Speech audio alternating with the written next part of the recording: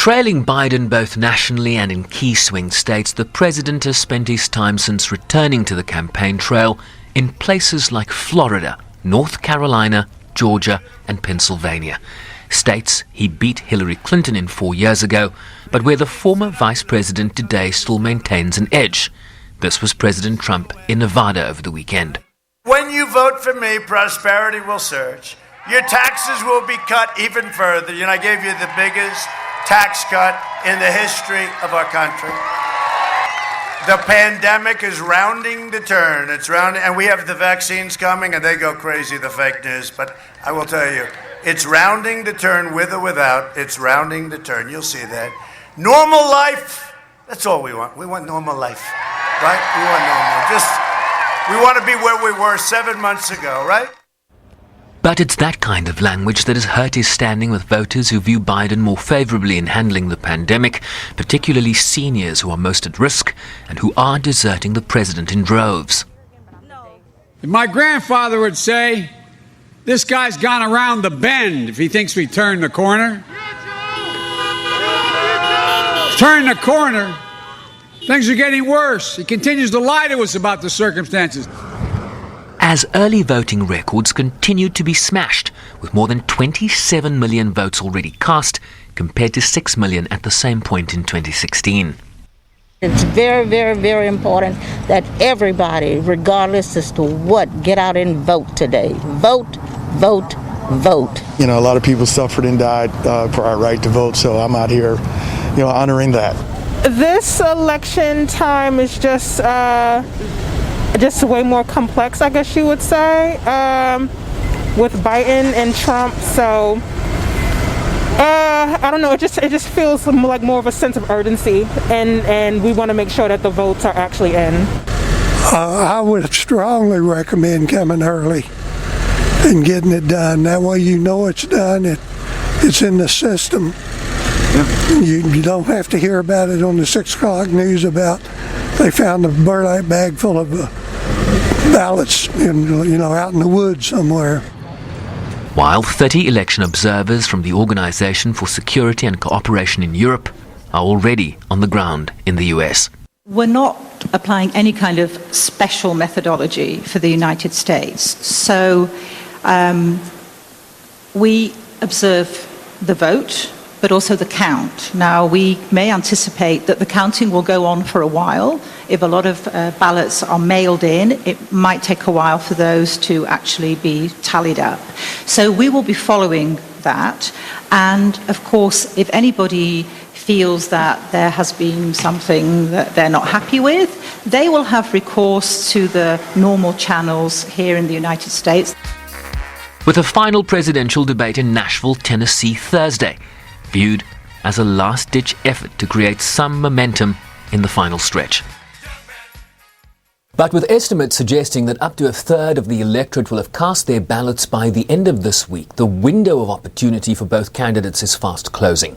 More so for the incumbent, who continues to trail his opponent in the swing states he won last time around, in addition to traditionally red states like Arizona and Georgia, where Biden has the edge.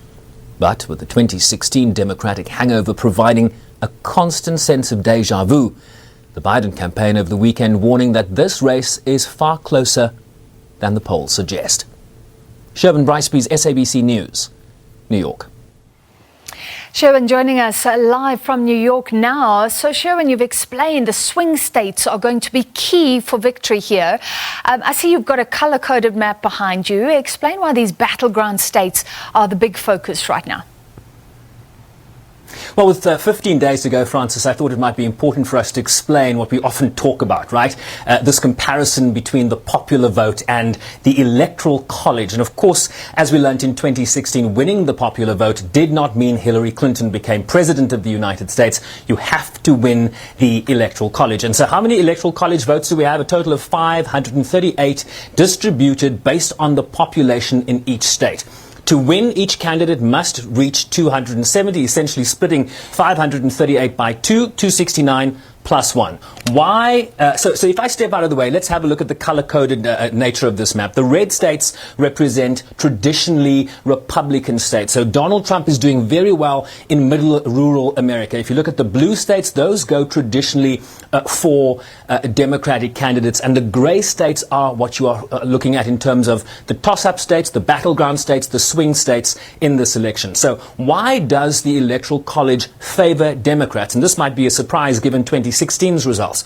Because populous states like California have a rich delegate prize of 55 Electoral College votes. If I move this side, New York State is another big get for the Democrats. They have 29 Electoral College votes there. A place like Illinois, 20. If you look at the red states in the middle of America, these give you about 7, 6, 4, 3 Electoral College votes per state.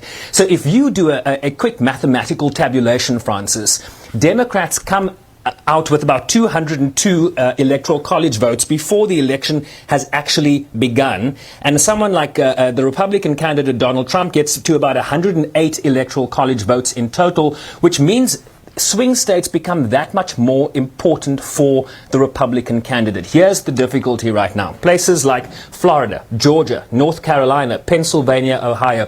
Donald Trump swept the East Coast map in terms of winning those swing states in 2016, and that got him over the 270 mark. The problem he's facing, he's lagging Joe Biden in Florida by 3 points. He's lagging in Georgia by 3 points. Those both went his way in 2016. He's lagging in North Carolina, in Pennsylvania by about 8 points. Michigan, Wisconsin, 7, 8 points.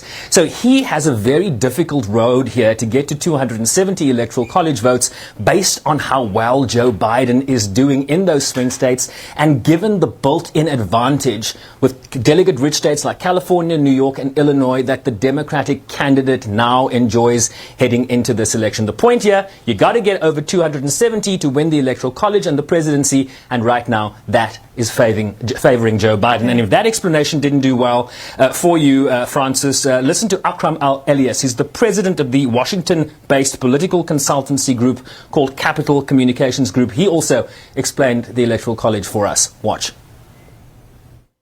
This happens in each one of the 50 and the total number of electoral votes in the Electoral College is 538. So who becomes president is the person who wins not the majority of the total votes of the peoples of the 50 states. No, that is irrelevant. It is whoever wins the majority of the electoral votes of the 50 states. And that means 270. Simple majority. 538 divided in half plus 1. And if you look now at what happened in 2016, Donald Trump got 306. He needed 270 to become president, while Secretary Clinton got 232. You become president of the United States, not of the people, by winning the majority of the states, not the majority of the people. So, further complicating Donald Trump's path to a second term, Francis, is places like Texas, a historically traditional Republican bastion in any presidential election, hasn't voted for a Democratic presidential nominee since 1976. Donald Trump in Texas right now, which has 38, a very delegate-rich state, is up by about 1 point against Joe Biden. Arizona, Biden is up by 3 points against Trump. That's also a traditionally red state where the former Senator John McCain come from. Of course, Cindy McCain's widow has endorsed Joe Biden for this election. Biden is up in that traditionally red state by about 3 points, and Arizona has only voted for a presidential candidate once in 1996. It was a Southerner named Bill Clinton, and before that, the last time was 1952. So those are indicative of the challenge facing the incumbent as he seeks a second term here, Francis. Well, thank you. You've just made this race so much more interesting, Sherwin. Where are we seeing the big demographic shifts in terms of voting patterns? Because as you said in your insert, the polls are giving Biden a double-digit lead nationally and smaller margins in some of those swing states you've been looking at. But what's behind the edge that the Democrat has, at least according to the polls, for now? Right, so these double-digit leads, Francis, that Biden has enjoyed in multiple polls now for the last number of weeks, from 10 points to 14 points, depending on which poll you're looking at, it's less important given how we've just explained that, the Electoral College. So Biden might do very well in terms of the popular vote by 14 points, but it becomes more important nailing it down to those various swing states. And what we are seeing is a shift in voting demographics. Seniors are moving away from Donald Trump. Trump won seniors by 8 points in 2016 against Hillary Clinton. Biden has a 23-point advantage with seniors based on the polling. So there's been a dramatic swing from the 2016 towards Biden. We're also seeing a similar swing in terms of the suburban vote. What's driving that? A big shift in the women suburban vote towards Biden. Biden has a 25-point lead among women in this country, and that is a huge shift.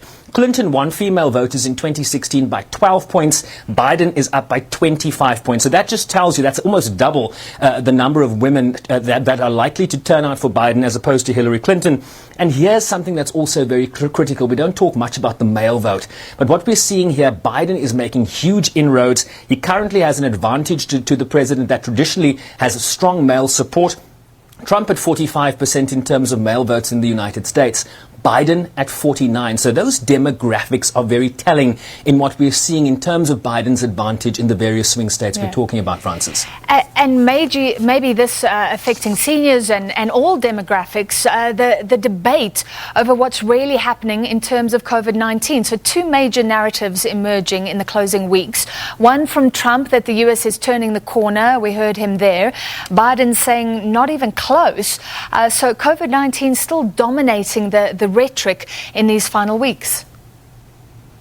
And one would expect that, given the numbers we're seeing. Friday there were over 70,000 new infections, 54,000 on Saturday, 44,000 on Sunday. Just this past weekend, over 2,000 people in the United States died. And so the pandemic really is a front and center. And on the one hand, you have the Republican candidate talking about how we're turning the corner. Of course, those numbers don't bear that out. Of course, the equivocation about wearing masks, and Joe Biden calling him out about that. So in terms of the polling we're seeing, Francis, the Democratic candidate has a huge advantage in terms of voter trust in who is better equipped to handle the pandemic. So this pandemic is very much, and it has influenced the economy. It has influenced how societies are operating in the United States today. So it's a very, very big problem for the president. In addition to that, the president just this morning on a campaign call with both campaign supporters and journalists criticizing Anthony Fauci. Of course, Anthony Fauci, the top epidemiologist and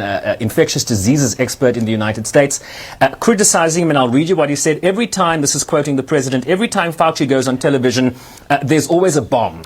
But there's a bigger bomb if you fire him. People are tired of COVID. People are saying, whatever, just leave us alone. People are tired of Fauci and all these idiots. I ask you this question. Imagine President Ramaphosa criticizing Professor Salim Abdul Karim in those terms. And remember, in a sense, Fauci is the David Attenborough of epidemiology in the United States. He's very popular. People trust him implicitly. And so the president taking on Fauci at this late stage of the race where he is lagging in the polls seems to be shooting himself in the foot. Wow, calling him an idiot. All right, thank you very much. And he will be explaining the race for you, seeing who's winning the race. And let's see if the women, the female vote, sways this election. Thank you very much, SABC reporter.